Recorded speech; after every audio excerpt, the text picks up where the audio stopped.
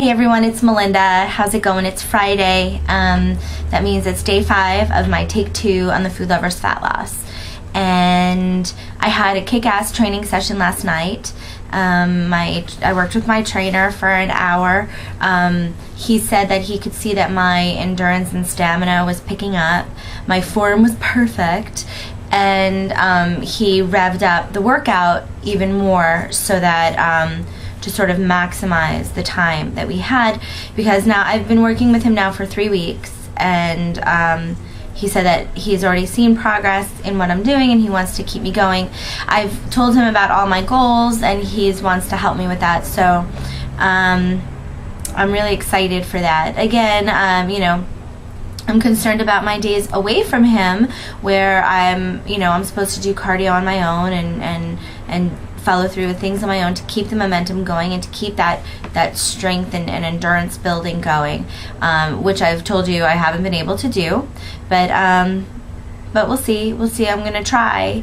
I'm supposed to go see a play tonight, but I'm on a wait list for the tickets, so if I don't get the tickets, then I will stay home and I will get on that treadmill for at least 30 minutes. That is my goal, and I will let you know how that goes. As far as my body bug's been going, I talked to my trainer about this yesterday, and he actually is a little concerned that perhaps the computer's not reading me properly, because I told him that on our training session on Tuesday, I had burned 344 calories during that hour, and he thought that it should have read higher than that. And then last night's workout was much more intense, and he wanted to see what the computer read for that hour, and it only read 311 calories for that hour. So he thinks that there might be a glitch with my computer, that it's not reading me properly,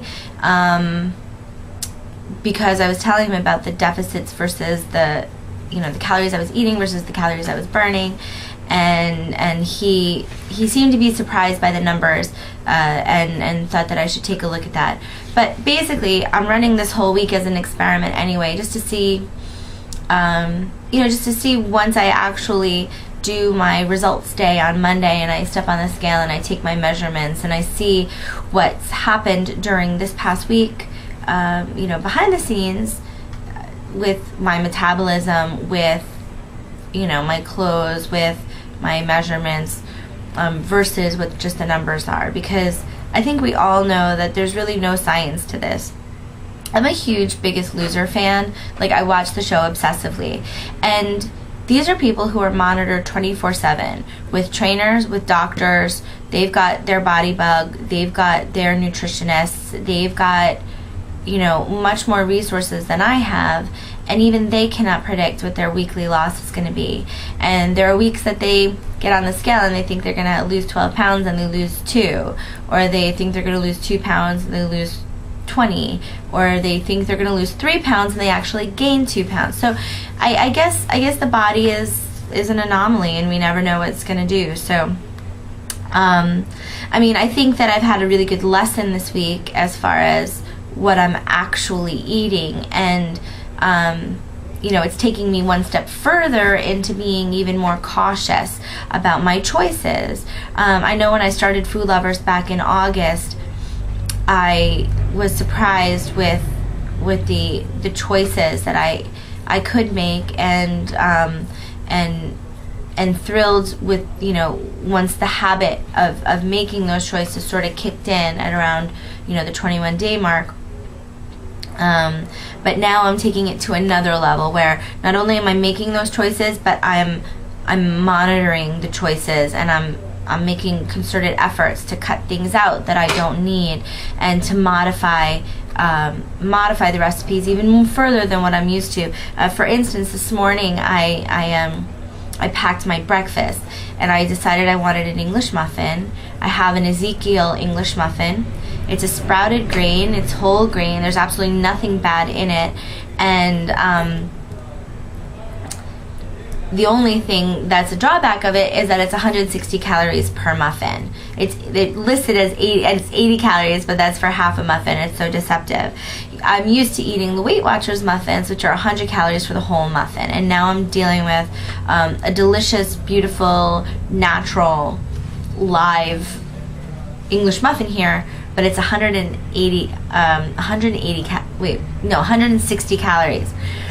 So I had some smoked salmon at home, and I had some cream cheese, and I'm like, you know, I would really love to have, instead of a bagel, I would love to have some cream cheese and lox on this muffin. But then I looked at the cream cheese container, and it was 100 calories per serving, and I'm like, man, that's a lot. So instead I used a Laughing Cow wedge, which is 35 calories, and it has the same creamy, cheesy texture, and one covered both sides of the muffin. And then I get 2 ounces of the smoked salmon, which actually goes a really long way, and that's only 120 calories. So that's 160, 120, that's 280, and 35. So it's just over 300 calories for this craveable breakfast, but it could have been a lot more if I had made other choices. So yesterday too, I went through my food log. I planned my meals ahead of time, and I went through my food log, and it shows me a graph with my nutrition information: calories, sodium, fat, protein, carbs, cholesterol, stuff like that, fiber, and it gives me a daily goal, and then it shows me where I am in that goal, if I'm under it or if I'm over it. And I was like way over on my fat content yesterday, so I went through my food log, and I'm like, okay, I was planning on having this with my dinner. I can cut this out, and that'll reduce that portion of the pie chart.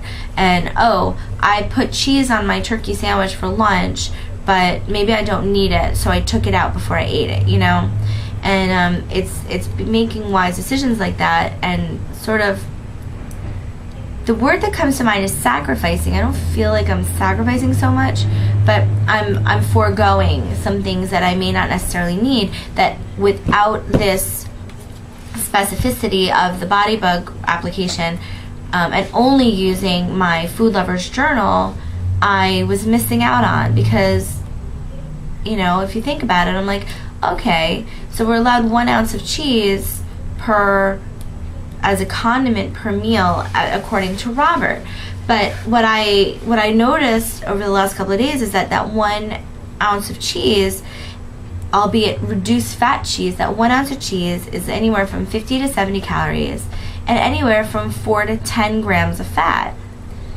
And that really makes a difference, especially considering a lot of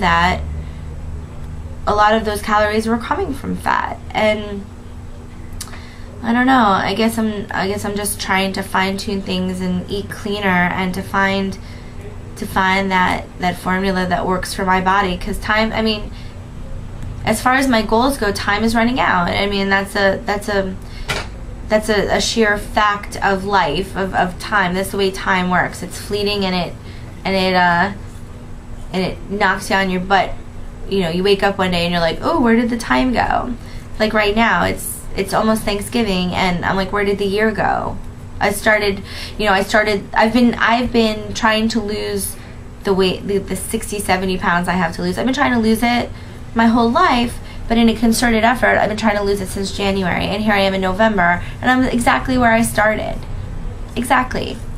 There have been some losses in there, but there have also been some gains, so I'm exactly where I started in January. And now I have till the end of March, you know, to really, for lack of a better phrase, shit or get off the pot. That my mom always used to say that. So it's time for me to do it, if you will. And I just want to say a special hello to Kathy. She sent me a really nice email yesterday. It was really sweet. I'm going to respond, but I'm a little busy, so I wanted to do it this way so I could at least say hello right away. All right, I'm off for my day. I hope I do as well today as I did yesterday, and I'll let you know tomorrow. Take care. Bye.